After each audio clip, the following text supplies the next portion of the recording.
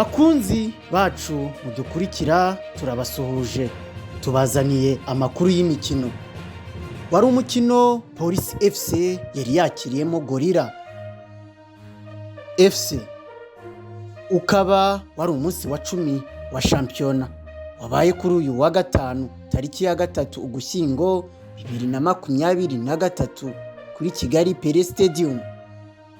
Wari umukino Gorilla FC yakinye uyu mukino idafite umutoza wayo Gatera Musa na Irakoze Darcy, bahawe amakarita y'umutuku mu mukino uheruka. Si ibyo gusa kuko iyi kipe iri mu bihe bibi, yahuraga n'inziza yari imaze imikino 4 idatsindwa.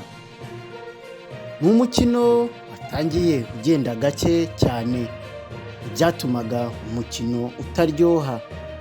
Uburyo bwa mbere bw'igitego bwabonetse ku munota wa 20 ku mupira Bigirimana Bedi yahawe neza, ariko ateye ishot uca hanze gato y'izamu. Umukino wakomeje gukinwa mu kibuga hagati, ari nako wiharirwa na Police FC cyane. Ku munota wa 33 Mugisha Didier yazamukanye umupira neza atsinda igitego, ariko umusifuzi w'igitambaro avuga ko yaraririye. Muri iyi minota Police FC yasatiraga cyane. Ku munota wa 38 Rutanga Eric yahinduye umupira mbere y'izamu. Bigirimana arawuzamukana akina n'umutwe umunyezamu Matumelo Arnold awukuzamo akaguru. Ku munota wa nyuma w'igice cya mbere Hakizimana Muhajiri yakorewe ikosa, umusifuzi atanga kufra.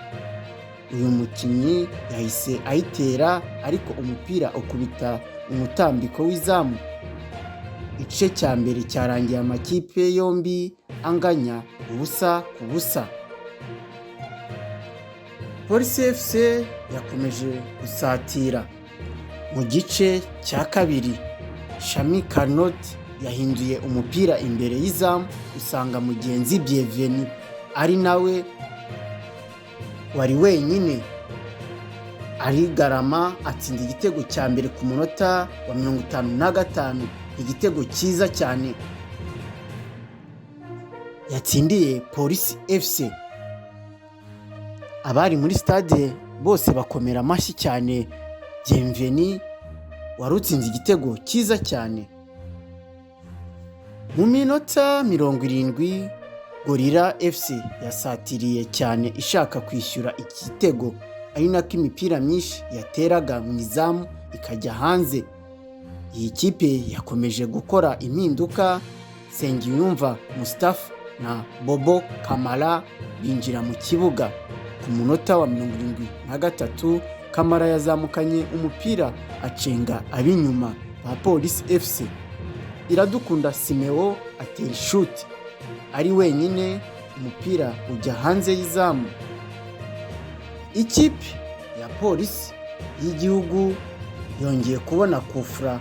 Rutanga Eric ayitera neza, ariko umupira umunyezamu Matumel awukuzamo amaguru. Nk'uko mubibona, ari nako umusifuzi yahaga ikarita y'umuhondo umutoza wa Gorilla wungirije. Abakinyi ba Gorilla FC bakomeje kwataka ikipe ya Police FC bashaka uburyo bakishyura igitego bari batsinzwe. Wari umukino ubona ko Gorilla yaje mu gice cya kabiri yikosoye, ishyiramo ingufu ngo irebe ko yakishyura iki gitego. Mu minota ya nyuma uyu munyezamu yongeye gukuramo igitego ku mupira Ismail Molo yateye, arongera awukuramo. Ikipe ya Police FC nayo yacishagamo ikataka ishaka uburyo yatsinda igitego cya kabiri. Wari umukino ubona ku mpande zombi bakaniranye. Umukino waje kurangira Police ifite cya gitego cyayo kimwe, ari nacyo cyatandukanyije uyu mukino. Police FC iba itsinze gorira ku kinyuranyo cy'igitego kimwe. Ikipe ya polisi FC yahise ifata umwanya wa kabiri n'amanota 19, mu gihe gorira FC iri ku mwanya wa 12 n'amanota 9, dore ko kuri polisi wari umukino wa gatanu idatsindwa. Yari Nkurikinka Abdou, Ingenzi TV.